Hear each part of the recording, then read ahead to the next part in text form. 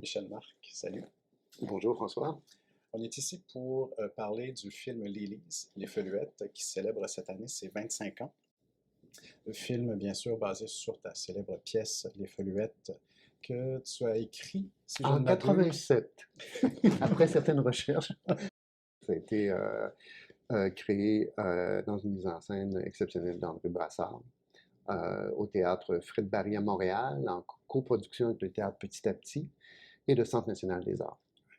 Te souviens-tu, avant de parler du film là, proprement dit, j'aimerais qu'on revienne sur les origines de cette pièce qui est très, très marquante. Te souviens-tu un peu du contexte de la création? Qu'est-ce qui t'est venu d'abord? Est-ce que c'est un personnage qui s'est manifesté à toi? Est-ce que c'est une ébauche de scène qui t'est venue? C'était plutôt une espèce de, pas de question, mais de volonté d'écrire mon Roméo et Juliette. Autrement dit, d'écrire une histoire d'amour entre deux hommes, deux jeunes garçons, en plus de ça dans un contexte historique. Parce que, après avoir fait certaines recherches, je considérais que à chaque fois qu'on parlait de l'homosexualité, là j'en parle dans les années, bien sûr, 80, alors on parlait de gens qui avaient été assassinés, incarcérés, mis dans des institutions psychiatriques. Il n'y avait jamais rien pratiquement de romantique, de glorieux. Alors, ce qui fait que j'ai décidé d'écrire ce drame passionnel.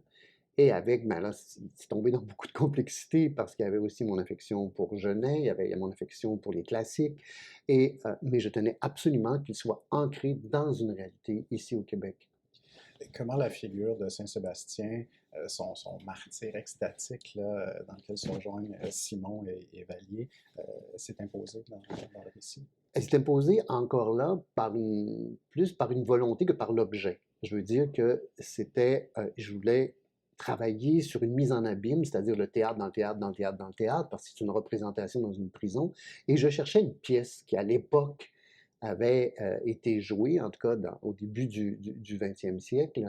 Et j'ai découvert ce fameux Saint-Sébastien de Gabriele D'Annunzio, mais aussi en sachant très bien que Saint-Sébastien est une icône homosexuelle sur la martyrisation, sur plus vous me faites mal, plus je vous aime, faites-moi mal et ça sera votre preuve d'amour. Alors il y a aussi ce corps-là dénudé aux chairs vives. Alors il y avait tout ça qui fait que, OK, je vais travailler avec cette pièce-là. Tu as évoqué les mises en abîme. La structure est extrêmement ambitieuse, mais l'écriture demeure toujours limpide. Mais est-ce que pendant la création, tu as eu des moments de vertige face à tes ambitions? Je dirais que ça a l'air prétentieux, mais pas vraiment. Parce que tout ça a été fait par couches. Il y a eu la couche 1912 que j'ai travaillé avec, entre autres, avec des actrices et non pas des acteurs. Les personnages, à l'origine, dans les ateliers, jouaient, par exemple, la comtesse ou Lydiane de Rosier, c'était des actrices. Mais je savais très bien que je bâtissais par couches pour arriver à, finalement, ces personnages-là être interprétés par des hommes. Ce qui fait que oui, tu as eu le séminaire, ensuite tu as eu la question de D'Annunzio, ensuite il y a eu la prison, ce qui fait que c'est une façon dont je travaille qui fait que les vertiges, je les contrôle un peu parce que je me donne du temps. Il y a des ateliers, il y a des lectures, il y a comme cette espèce de privilège que je m'accorde d'avoir une distance face au projet, dans le sens qu'il peut reposer pendant un certain temps, puis j'y reviens. Ce qui fait que ça me donne souvent une lecture beaucoup plus fraîche. Ok. Ça a été un immense succès à l'époque. Est venue l'adaptation cinématographique. Comment le projet a pris forme? Est-ce qu'on t'a proposé la chose? Est-ce que c'est toi qui as initié le projet Non, on m'a d'adaptation? vraiment proposé la chose pour deux raisons. Il y avait eu au théâtre, au Factory Lab de Toronto, une lecture de l'équipe francophone en anglais. Je peux dire qu'il y a des acteurs qui ont sué ce jour-là. Et ça a créé un choc à Toronto. Après ça a été monté au Passe-Muraille. Et c'est là que Anna Stratton, qui est la productrice, et John Grayson, le réalisateur, ont découvert la pièce. Et après ça, on parlait de cette question d'adaptation. Ce qui était très étrange, c'est qu'il n'y avait eu aucune demande d'adaptation en français et l'adaptation est venue du côté canadien-anglais. Et ce qui me plaisait dans la proposition de John, c'est que lui aussi, il voulait créer une distance, c'est-à-dire de faire en sorte que ça se passe en prison, mais lui, par des moyens filmiques et non pas par des moyens théâtraux, allait accuser les époques en gardant cette idée-là que c'était des hommes qui allaient jouer les personnages de femmes. Tout à fait. Et en plus, dans sa mise en scène qui est magnifique, Grayson a opté pour une artificialité assumée qui, ma foi, fait en sorte que le film vieillit très très bien. Moi, je trouve qu'il s'écoute encore. Il y a Oui, des jeunes qui le voient, qui redécouvrent ça en disant, ben, c'est baroque. Ce qui oui, fait que, je pense, la jeunesse est beaucoup plus attirée maintenant vers des choses baroques que nécessairement des choses très classiques. Et de ce sens-là, ben, là-dedans, t'as comme, tu sais, cette Lydiane de Rosier qui est noire, le père de Simon qui est un Amérindien alors que Simon est un blanc. Il y a comme cette espèce de dimension qui, même présentement, avec tout le débat sur la racisation, avec tout le débat sur les trans, avec les Feluettes répondent, si on peut dire, avant l'heure, à une espèce moi, je veux dire, de tolérance, une espèce d'ouverture d'esprit. Et c'est pour ça que je pense qu'il demeure encore extrêmement actuel. oui, tout à fait. Tu as toi-même signé le scénario. Linda Gaborio, je crois, a On a fait traduit la traduction, la oui. traduction.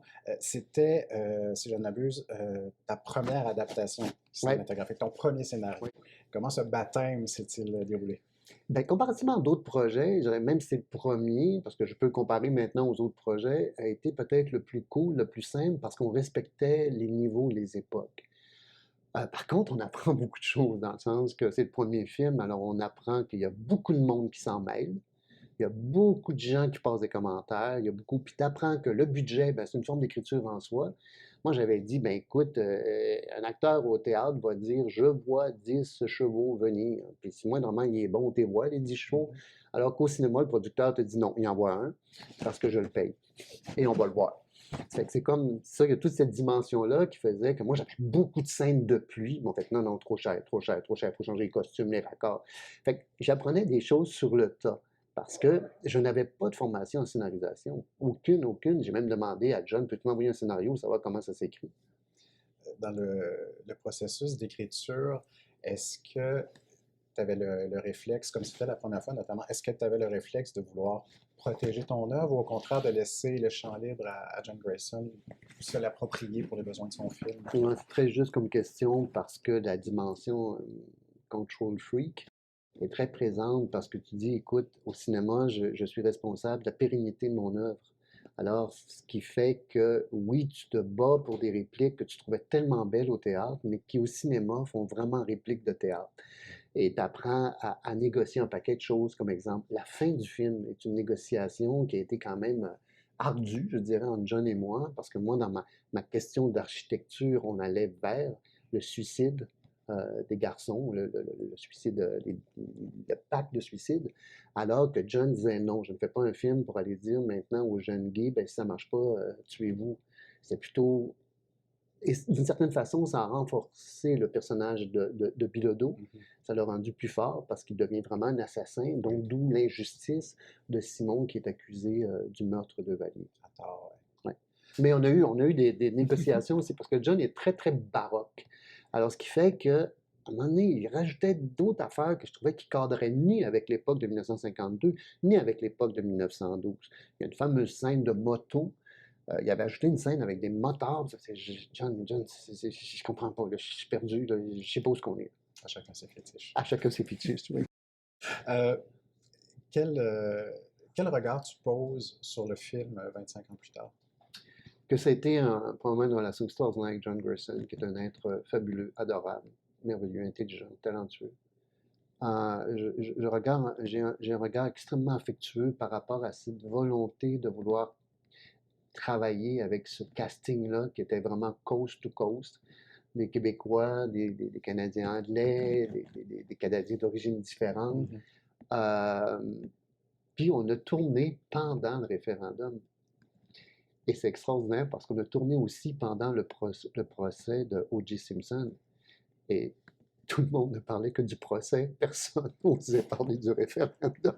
C'est extraordinaire. C'est comme si le procès d'O.J. Simpson canalisait plus La les position. émotions contradictoires que le référendum.